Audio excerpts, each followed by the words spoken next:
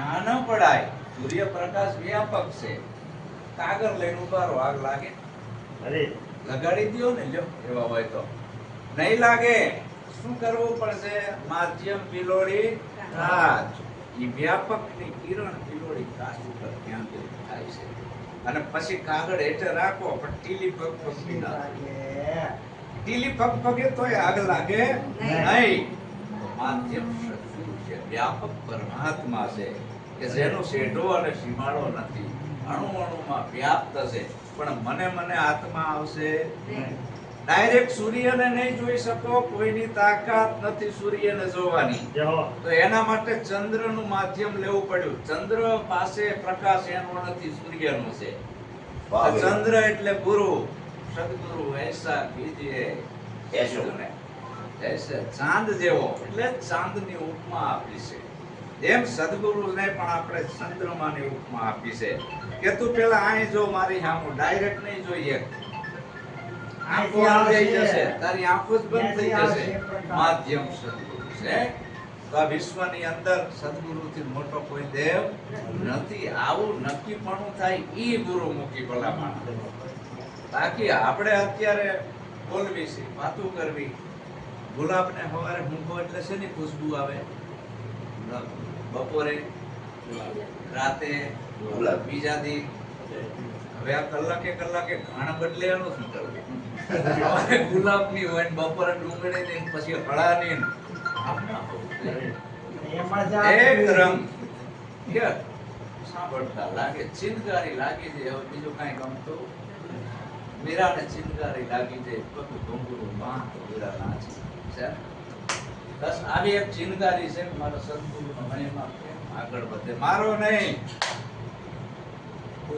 મારા સદગુરુનો. મારો નહીં, હું તો એનો નોકર છું, એના ગુણ ગાઉં છું.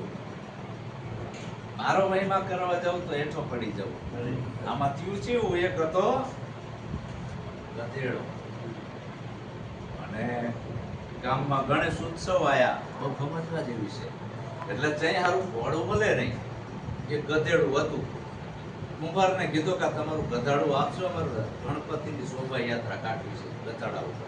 પણ કે ગધાડ આખો છે ને, ઘોડું કંઈક તો જોશે ને સાધન શોભાયાત્રા કાઢવા. ગણપતિ બાપાની મૂર્તિ મૂકી, શેરિયન ગલીએ ગણપતિ બાપા મોરિયા.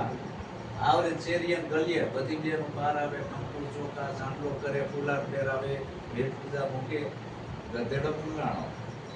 મારું બેટું આ મારી થતી લાગે છે. અરે ગધેડાની ચાંદલો કરે, ફુલાર કરે, શાદી કવરાવે, ગધેડું ફૂલાતું જાય. આમાં કેટલીક 10 દિવસ થયા, તહેવાર પૂરો થઈ ગયો. એટલે ઈ ગધેડાને એમ થયો કે લાવું કણ હવે દેવ્યાનંદ બાપુની શેરીમાં જાઓ. એકલો નીકળો, દેવાનંદ બાપુની શેરીમાં થયો ગધાડો. દેવાનંદ બાપુએ કઈ આદર ભાવ આલ્યો નહીં.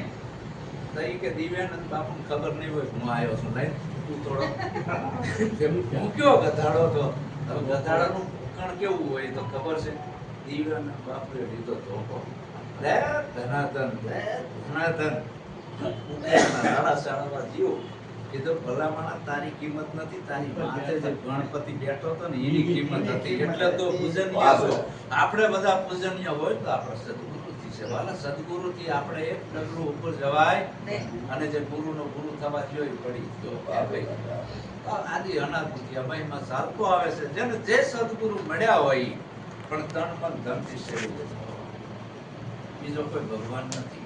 તનથી, મનથી, ધનથી એમ સેવના કરી લેજો, અને વચનથી જે આપ્યું હોય તમને. નિષ્ઠા તો હવે જોઈ જ છે. નિરાંત બાપુ કે હરતા ફરતા ધંધો કરતા, ધ્યાન હરિનું ધરવું. નિરાંત કે આ નિષ્ઠાનું પડશે અધર્મથી સર્વે વાતો. તને શું આપ્યું છે એના પર તને નિષ્ઠા છે કે નહીં? ગુરુએ ભલે ઢગલાનો ઢ આપ્યો, તને નિષ્ઠા આવી. આપણી નિષ્ઠા રાખજો. સદગુરુ પ્રત્યે તારણહારી છે. નકે શું થશે? છેલ્લે હિસાબ ચૂકવવો પડશે.